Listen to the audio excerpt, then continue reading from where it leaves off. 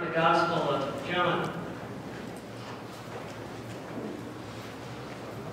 Mary Magdalene went and announced to the disciples, "I have seen the Lord," and she told them that he had said these things to her. When it was evening on that day, the first day of the week, and the doors of the house where the disciples had met were locked for fear of the Jews, Jesus came and stood among them and said, "Peace be with you." After he said this, he showed them his hands and his side. Then the disciples rejoiced when they saw the Lord. And Jesus said to them again, "Peace be with you. As the Father has sent me, so I send you." When he had said this, he breathed on them and said to them, "Receive the Holy Spirit. If you forgive the sins of any, they are forgiven them. If you retain the sins of any, they are retained." But Thomas, who was called the twin, one of the 12, was not with them when Jesus came. So the other disciples told him, "We have seen the Lord." But he said to them, "Unless I see the mark of the nails in his hands, and put my finger in the mark of the nails and my hand in his side, I will not believe." A week later, his disciples were again in the house, and Thomas was with them. Although the doors were shut, Jesus came and stood among them and said, "Peace be with you." And then he said to Thomas, "Put your finger here and see my hands. Reach out your hand and put it in my side. Do not doubt, but believe." And Thomas answered him, "My Lord and my God." And Jesus said to him, "Have you believed because you have seen me? Blessed are those who have not seen and yet have come to believe." Thus ends the reading of the word. Thanks be to God.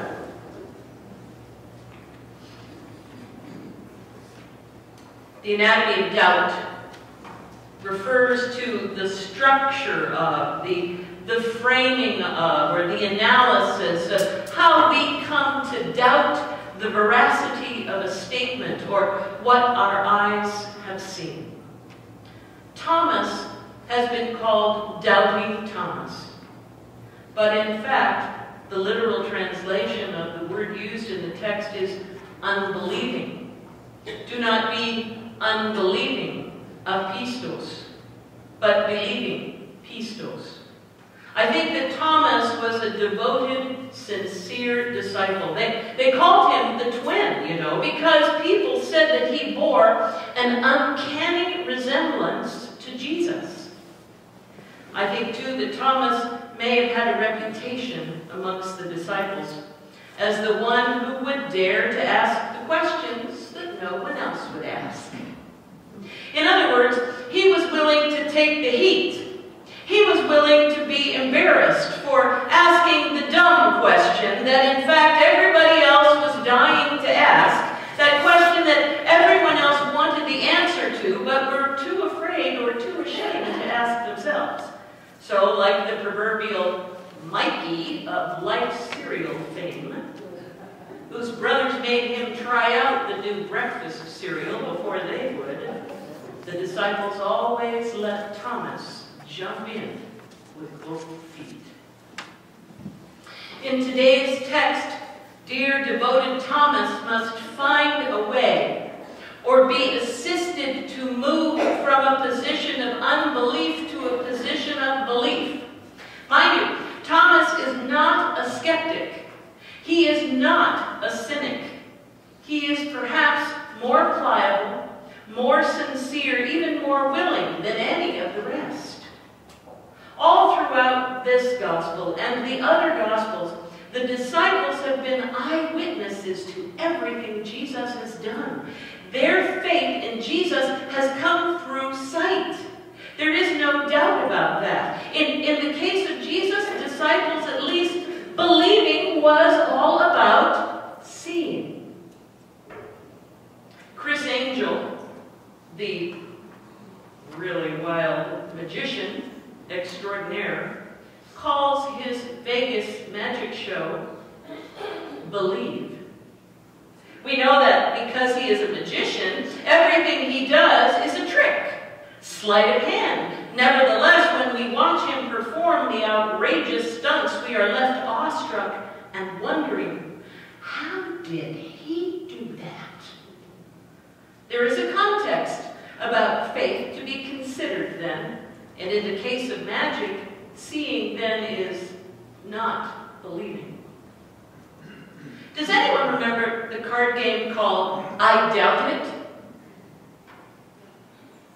Players take their turn and place cards out of their hand on a discard pile in numerical order. For example, the first player begins just about anywhere in the numerical sequence, and the rest of the players must follow with the next number in the sequence. So, I place 1 8 on the stack, and the next player is to place a 9 or 2 9s. And if she has more than 1 9, then they can place up to 4 9s on that discard pile.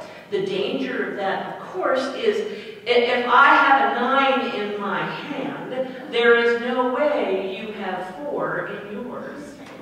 So since I know you are lying, I can say, I doubt it, when I prove that you have tried to finesse the rest of the players. You then have to pick up the whole stack. The object of the game is to get rid of all of your cards first.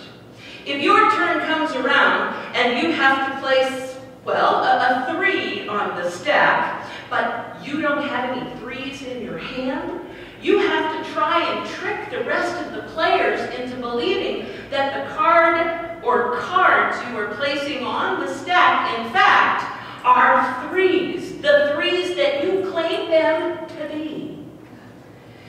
You gotta be bold. If you put only 1 card on the pile, timidly saying 1 3, you are suspect. Depending upon your ability to keep a poker face or your ability to lie, you can con the rest of the players into believing that you were laying down the correct cards. You could also act really, really nervous about the card you're putting down, and at least once with that group of players, you would get someone to say, I doubt it, only to find out that you were telling the truth, and they still have to take the whole stack of cards. That's when the game gets really interesting. Because the person you con now has to take up that whole pile of discards into his or her hand. Oh, I remember times playing this game when I caught the other players sneaking an extra card or 2 in with their 4 2s or their 3 jacks. They said they were placing 3 cards on the stack when they were actually sneaking in 2 extra cards. It's a cheater's game. So the rules are never clean cut. And of course, if the doubter catches you, you have to take the whole stack of cards into your hand, and the winner is the one who's left with none. What's the difference between doubt and not believing? When one has decided to believe, there is no place for doubt. I think that once we decide in favor of faith, once we commit our hearts to believing that God has only good in mind for us, there is little room for the seeds of doubt to grow and flourish, no matter who sows them. But there is the question, how do people come to doubt God's love? How do people come to doubt God's best intentions for humankind? How does doubt take hold of people's minds and hearts? Just about every Matlock episode I watched in the 80s was one in which the clever and enigmatic bumpkinish Ben Matlock was able to plant those reasonable doubt seeds in the fertile consciousness of the jurors. Once an alternative possibility, that is a second plausible explanation for the murder, was put forth by Matlock, the jurors could begin to doubt the story constructed by the prosecution, and seeing the merits of Matlock's theory about someone else being the culprit who committed the only logical conclusion to the trial. Hooray! Seeds of doubt are sown when you realize that your child or your grandchild or your boyfriend or your girlfriend or your husband or your wife or your whoever else is not telling you the whole truth. You can see it in their eyes. You can read it in the expression of their face. You can hear it in their words. You ask yourself, what are they hiding? What are they not telling me? You are afraid to ask about the signals you see because you don't want the one you love to think you don't trust them, which you don't. You make a decision to live in the question mark, in doubt. In the film Dirty Dancing, Jennifer Grey stands before her father, who is cheerfully practicing putting on the beautifully manicured green. Jennifer, known as Baby in the film, asks to borrow $500, a lot of money in the early 60s. He asks almost as if it is silly to do so. It isn't for anything illegal, is it, baby? We watch as baby gulps, fidgets, and smiles that endearing smile that says she is terrified he will see that she is lying as she answers falteringly, "No, Daddy." When her father, an obstetrician, discovers later on that the money he has given his beloved firstborn daughter has been used to pay for Penny's botched abortion, he is crushed. And we can see that he may never be able to trust his daughter again. So, it is betrayal of a trust that plants the doubt seed. And it will take twice the effort for Baby to dig that seed out of her father's heart. Have you ever met someone who seems, well, just too good to be true? When I was the pastor of the church in Reseda, we wanted to buy new signage for our church, new letters for the front of the church, and a new monument-style sign for the front lawn. We held a fundraising campaign and sold the letters of the sign for $50 apiece. We raised the money for our sign, and one of our church members who was in a similar business recommended a young man for the work. He was good-looking, first thing I noticed. He was good-looking, smooth-talking, energetic, and very believable as he pitched his idea for the sign and showed us his portfolio. I must confess that he was so impressive that I thought to myself at the time that he just might be too good to be true. But I didn't listen to that voice in my head, and I didn't doubt his ability to deliver what he promised. He proposed letters in gold, not black, to adorn the front of the church, and would procure the desired larger monument-style sign with easily interchangeable letters so that we could put clever sayings under the glass. He came through with the letters so we could put, he came through with the letters and the name on the front wall of the church to the right of the sanctuary doors was bright and shining and quite classy looking. After the installation of the letters, we waited a few weeks for the next installment, the monument-style sign. Not hearing from him, we called, and he assured us that the sign was in the works. We continued to wait. When he failed to answer my calls, I put the church member who had recommended him onto the task of finding out and finding our sign man and pushing him to complete the job. I was told that he was busy on other projects. After a while, our man wasn't getting any answers either, and we eventually found out why. The guy's girlfriend had him arrested, charging him with grand larceny, and he was in jail. We never got the rest of our sign. And so, failure to meet our expectations in this case planted the seeds of doubt. Doubt in my ability to judge the merits of a sales pitch, and doubt in the judgment of the person who recommended the guy in the first place. I would be more cautious the next time around. We have had a tendency to focus on Thomas in this post-resurrection story, always asking why Thomas cannot just believe what he is told by the other disciples. We can assume he is there when the women told their story that morning, but no one really believed them either. This story is really not about the disciples or Thomas, although they figure prominently in the story. This story is about who Christ is. The story is about what he is willing to do for those who follow. He appears to them.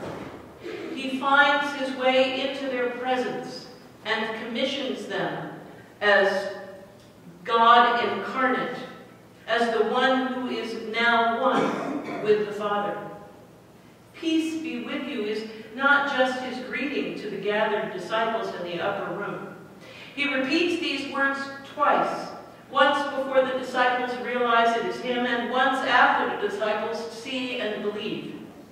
His words are now a gift bestowed upon the disciples, who now indeed and know for a fact that Jesus has risen from the dead.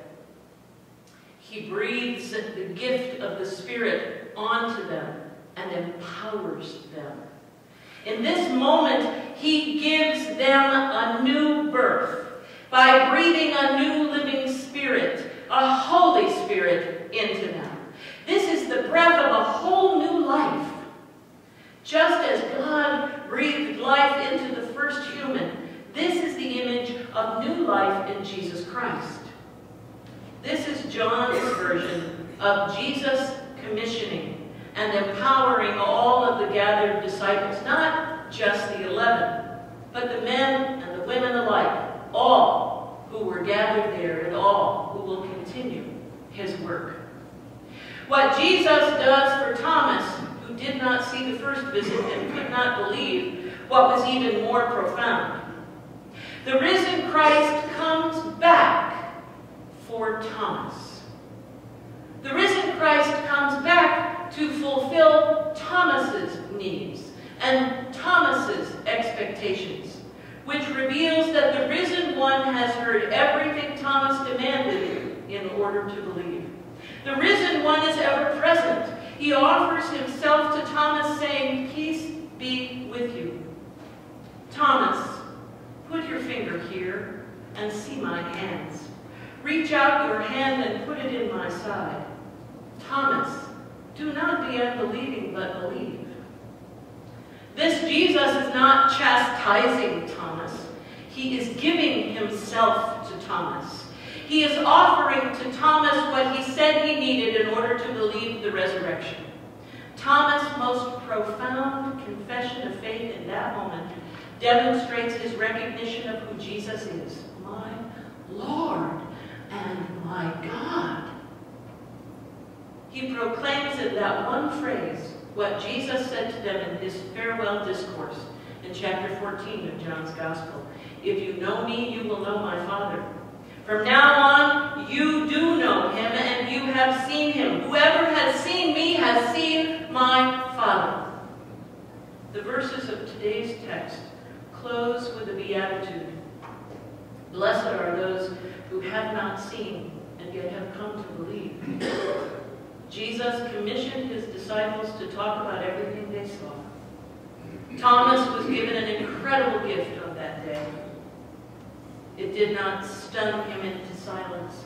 Rather, it challenged him to tell the story over and over again. Can you remember when you first believed? Can you remember when you cast off any doubts you had about who Jesus is and about his resurrection from the dead? I dare say very few of us have had the Damascus Road experience of Saul or the sheep floating out of the sky experience of Peter, but wasn't there a moment in your life when you were hit right between the eyes with the absolute and profound truth of God's love, meant just for you? I invite you to take some time today to think about how or when you first came to believe that God's story is real. What was it that called you into faith? When you remember that, then remember this. The gift of believing ought never to be kept secret or hidden from anyone. The same Spirit that empowered the disciples empowers us to be a blessing to those who have not seen and yet will come to believe. So let us be blessed among those who have not seen and yet have come to believe.